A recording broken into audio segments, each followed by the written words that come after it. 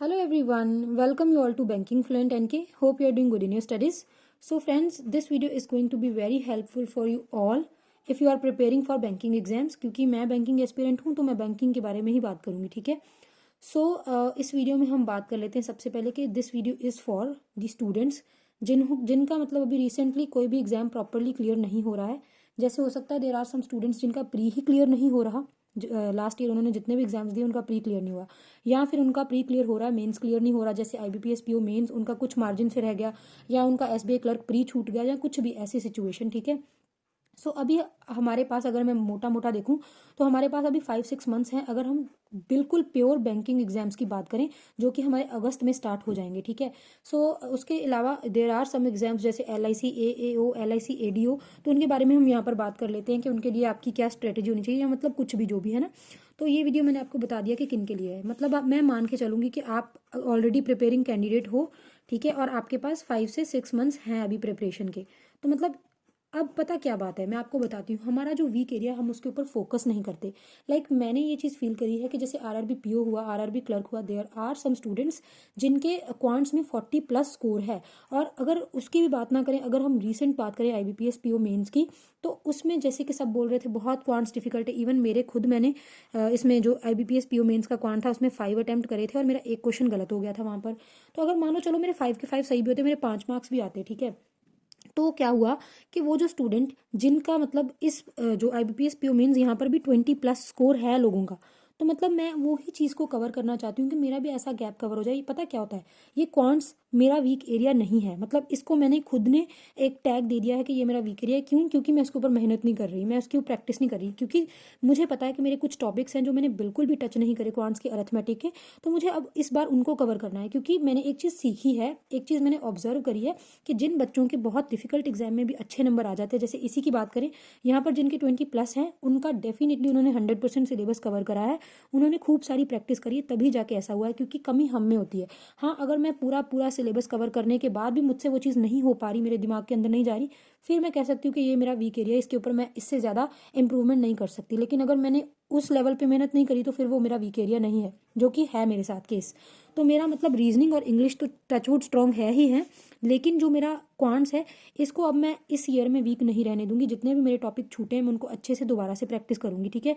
तो यहाँ पर मैं आपको बता दूंगी कि मतलब कहाँ कहाँ से मैंने क्या क्या प्रैक्टिस करना है। तो अगर मैं बात करूँ अपनी इंग्लिश की, तो इंग्लिश के लिए आप लोगों को मेरा ये सजेशन रहेगा कि आप डेली का प्री का एक सेक्शनल प्लस डेली के 2 मेंस RC सॉल्व किया करो। और जो मेंस RC हैं मेंस के आपको 2 सॉल्व करने के लिए मैं बोल रही हूँ, ये आप प्रैक्टिस मॉक प्लस जो स्मार्ट किडा है वहाँ पर फ्री क्विजेज अवेलेबल है, वहाँ से कर सकते हो, ठीक है।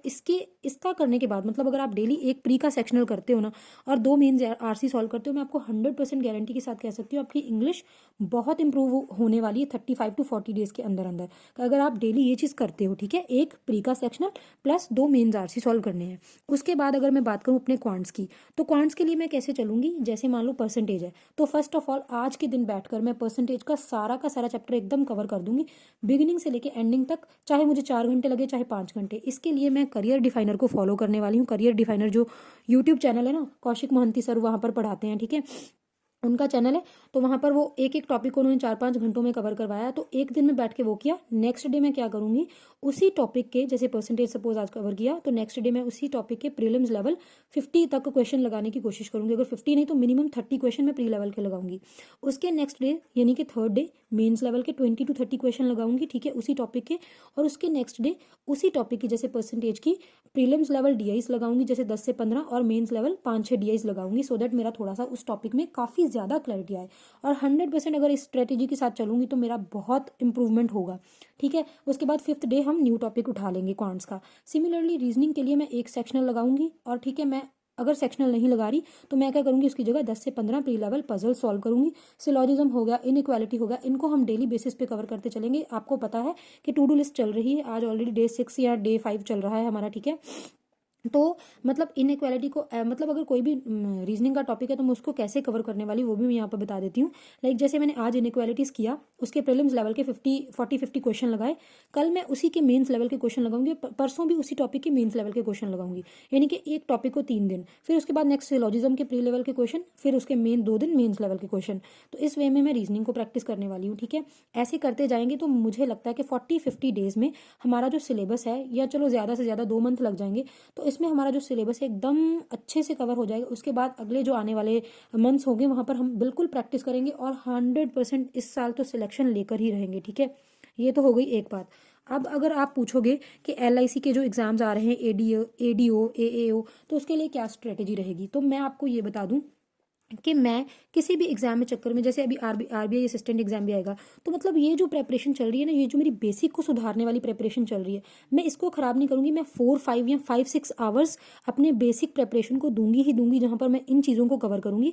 और इस एग्जाम के लिए अलग से हम 4-5 आवर निकाल सकते हैं। लाइक जैसे यहाँ पर अभी प्रीलिम्स लेवल के लिए हम क्या कर सकते हैं, एक मॉक लगा सकते हैं, तो वो बड़े आराम से हमारा हो जाएगा, ठीक है, 1 घंटे के अंदर अंदर, ठीक है। तो अभी मैंने आज इसका LIC AAO का एग्जाम दिया है, इसका स्कोर मैं आपके साथ शेयर कर दूंगी, मैंने ऑलिव बोर्ड से दिया था, वो मैं आपके साथ शेयर कर दूंगी शाम तक, ठीक है। और मतलब जब अगर मतलब इसका मेंस लेवल की प्रेपरेशन करनी है तो उसके लिए भी हम 2-3 घंटे निकाल लेंगे अलग से। मतलब अपनी जो बेसिक लेवल प्रेपरेशन है ना, एक बार इसको 4-5 आवर्स लगाकर कंप्लीट कर दो, फिर आपको दिक्कत नहीं होगी। फिर आपको फ्यूचर में किसी चीज़ का लॉस नहीं सहना पड़ेगा। फिर आपको ये नहीं होगा कि मैंने काश वहाँ पर वो किया होता, जो कि मेरे साथ होता है कि मैंने अरिथमेटिक का ये टॉपिक कर लिया होता, वो कर लिया होता।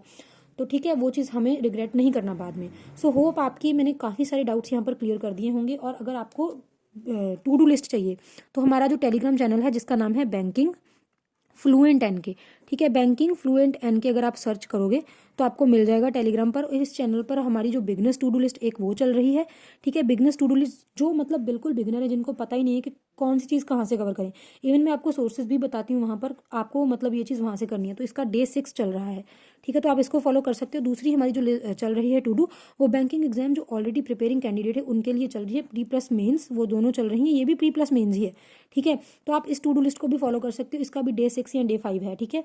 तो आप टेलीग्राम ज्वाइन कर सकते हो इस चीज़ के लिए, fine. So all the very best and thank you so much.